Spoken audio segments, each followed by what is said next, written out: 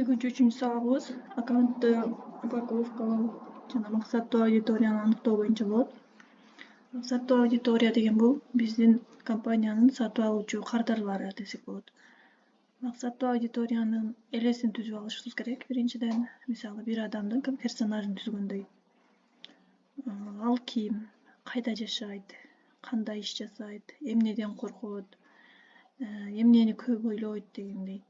Же болбосо сени менен иштешүүдөн ага кандай пайда болот.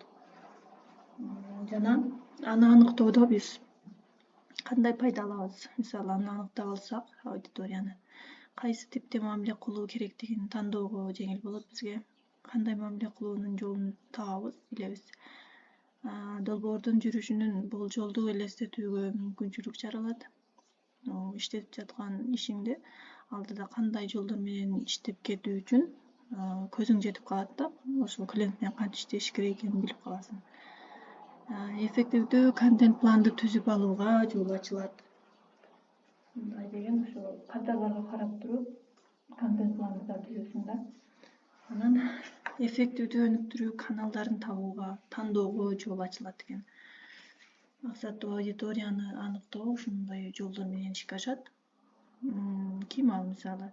Компанияңыздын сатып алуучулары кимдер? Кандай жерде жашайт? Айылда жашайбы, шаарда жашайбы? Сиздин компанияңыздагы кызматты же болбосо продукцияны алгандан аларга кандай пайда болот?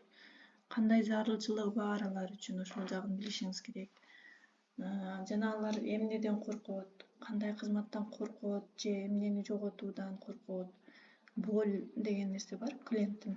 Ошо болуну таап билишиңиз керек. Жана сени менен иштешүүдөн ага кандай пайда болот? Аларга кандай пайдасы бар? Башка конкуренттериңизге караганда сиз ал клиентиңиз үчүн канчалык пайдалуусуз? Же болбосо сиздин товарыңыз канчалык пайдалуу? Ошол жагыны карап билип, клиенттер сизди эмне жагынан тандаш керек, ошол жагын аныктап аласыз. Клиентке жага турган ишти жасайсыз да, себеби. Жана кандай мамиле кылуу керектигин дагы билип аласыз. Аларды сиз кандай адамдар экенин билгениңизден кийин кандай мамиле кылуу керектигине, может жаштар болсо, жаштар менен мамиле кылгандай мамиле кыласыз. Жашы өтүп калган карылар болсо, чоң адамдар үчүн дагы башкача мамиле кыласыз соодада.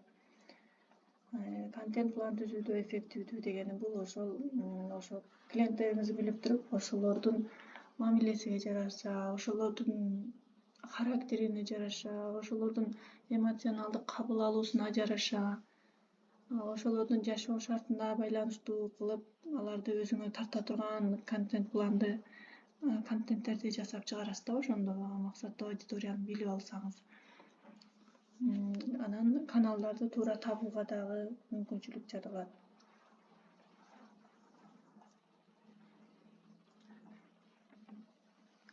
Аккаунтты жараштуу упаковкалоонун мисалы бул. Мисалы мына ушундай мисал болсо, булар подписчиктери дагы көп, анан көптөн бери иштеп келаткан компаниялар, Dodo Pizza, анан Time Management для девушек дейт. Dodo Pizza боюнча угуп жүрсөңүздөр керек. Бул пицца бренд, Dodo деген бренд болуп кеткен. Көптөн бери иштешет, анан дүйнө жүзүнө белгилүү булар. Алардын аккаунттары мына ушундай түзүлгөн. Шапка профилде пиццанын өзүнүн бренддин белгиси бар. Бул берки аккаунтта болсо Jewel Travel дейт. Бул аккаунтта дагы лидер айым ким, ошол адамдын өзүнүн сүрөтү турат. Анан биографиясында дагы эң керектүү нерселер жазылып турат, эң керектүү маалыматтар. Ашыкча смайликтер коюлган эмес, порядкалуу.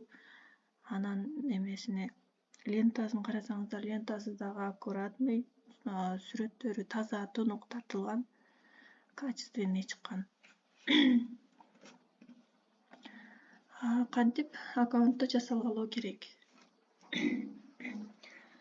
Аккаунтту жасалгалоодо никнейм окууга жеңил болуш керек. Никнейм деген бул ошо силердин логиниңер. Биринчи эле логин көрүнөт да аккаунтка киргенде. Логини никнейм деп аталат. Анан аватаркасы продуктунун сүрөтү же адамдын бети даана көрүнүктүү болуш керек. Эгер логотиби бар болсо, логотибин коюш керек аватаркага. Продукциясы бар болсо, ошо продукциялардын сүрөтүнү ачык түстүү даана кылып, анан визуальный шуму жок кылып, задний фонунда ашыкча нерселери жок кылып, сүрөткө коюп, аватарканын сүрөтүн да жакыныраак кылып коюш керек. Себеби Инстаграмдагы аккаунттардын аватаркасындагы сүрөттү жакындатып көргөнгө мүмкүнчүлүк жок. Инстаграмдын өзүнүн алгоритминде андай нерсе жок. WhatsApp'тагыны ачсаң жакындатып көрсөң болот, а Инстаграмды жакындатып көрө албайсың. Майда деталдар болсо ошолор көрүнбөй калат. Анан био профиля дейт.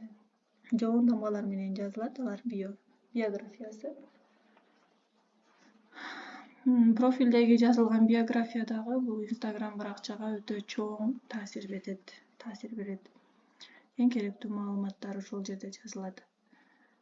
О себе, мисалы, өзү жөнүндө биография жазганда 150 символдор жазылат. Сен өзүң жөнүндө, сен өзүң боюнча маалымат жазылганда да, компания жөнүндө болсо.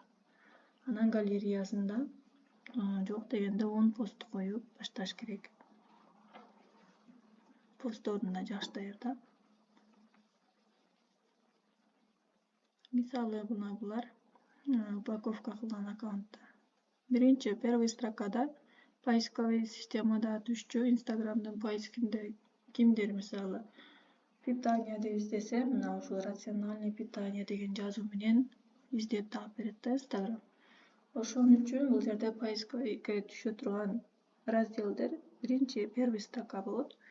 Бул жердеги жазуулар дайыма жирный болуп жазылып, анан чоң тама менен жазылып турат.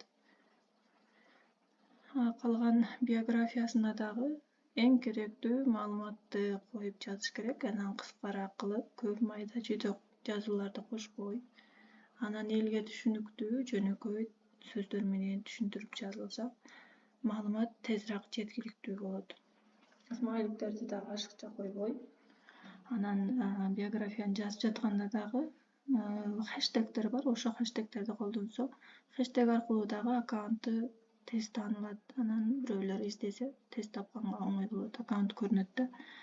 Мисалы, мына бул жерде поисковикке Тричимама деп издесе, ушул аккаунтту көрсөтөт да, вариант кылып. Мына булар пример, мисалдар жакшы аккаунттардын биографиялары боюнча.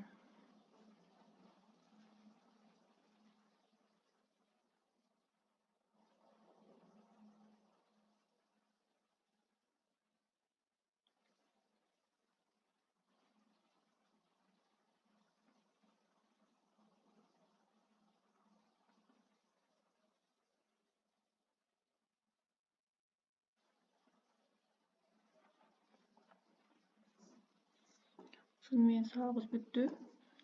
Тапшырма сиздерге.